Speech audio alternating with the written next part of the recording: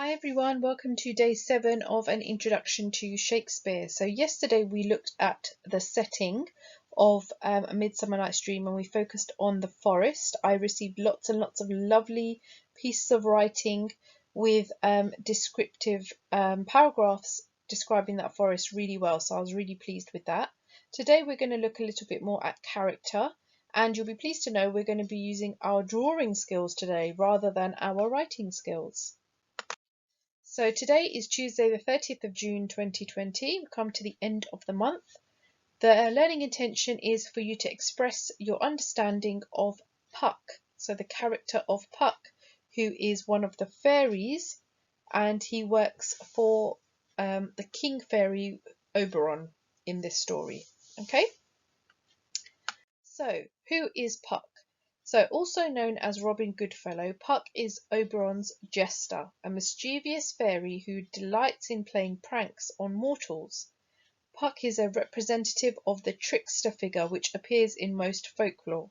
The story of the trickster being tricked is a common motif.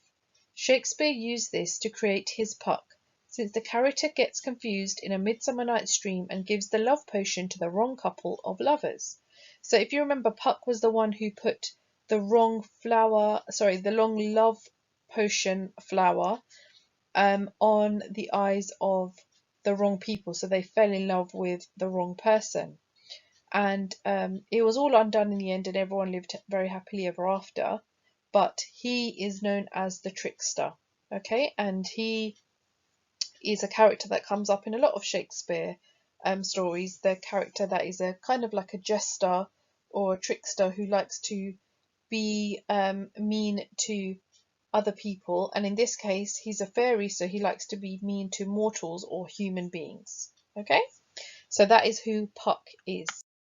Now I want us to look at a little bit more detail of how Puck is presented in the play.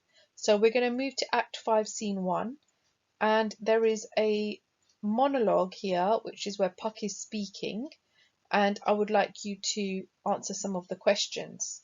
Okay, so if we shadows have offended, think but this, and all is mended, that you have but slumbered here while these visions did appear, and this weak and idle theme no more yielding but a dream. Gentles, do not reprehend, if you pardon we will mend. And I am an honest Puck, if we have unearned luck, now to 'scape the serpent's tongue, we will make amends ere long. Else the Puck a liar call, so good night unto you all. Give me your hands if we be friends, and Robin shall restore amends. So this is actually at near the end of the play, and Puck is explaining how sorry he is for all of the confusion and the mix-up with giving the potions to the wrong people. So let's have a look at the first question. Why does Shakespeare have Puck deliver the epilogue? So why does Shakespeare decide to use Puck out of all of the characters to give that speech? Well, I think it's probably because he's an outsider looking in, and maybe because he's not connected directly to the couples in that story. He kind of is an overseer of all the drama that happened, and also he caused a lot of that drama, so I think it's quite a nice fitting end. But you decide why you think Puck has been given that job. Why are the fairies referred to as shadows? So do we see fairies? Not really. They're kind of hidden in the background, aren't they? Just like our shadows are. So think about it in that way. In what way is the play like a dream? So you tell me now, why do you think the play is like a dream? Think about what we've got in this story. We have love, we have magic, we have fairies. Do you think that is something that dreams are made of? Maybe.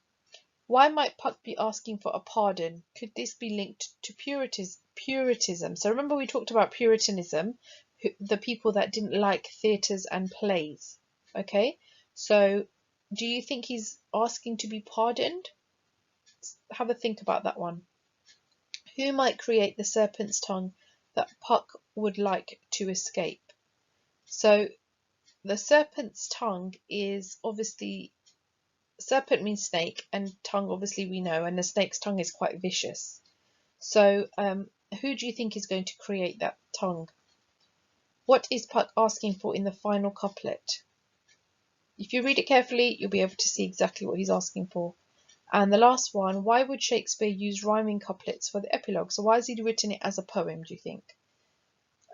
I believe that it might be because it's at the end of the story and it's almost like a way of saying goodbye.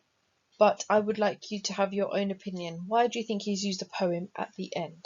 So please answer these questions in your books and do them the best you can. I know it might be a little bit tricky, but I've tried to help you as much as I can. And I would love to see your work as well, please. So when you're sending me all your work, please make sure you send your comprehension questions in as well. Okay, so now we are going to look at Puck. So Puck is kind of represented in lots and lots of different ways in the stories and in the plays, okay, of Midsummer Night's Dream. There's lots of different versions of him. So I want you to first look at these different versions and decide which one you like and why. And I want you to write that down for me, please. So now we're going to create our own picture of Puck, our own idea of Puck. And what I would like you to do is take a full page in your book and I want you to put a picture or draw a picture of Puck in the middle of the paper.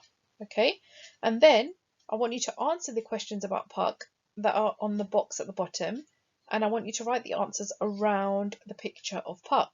Okay, so for number 1, is your Puck male or female? Have you decided? Because he could be male, he could be female.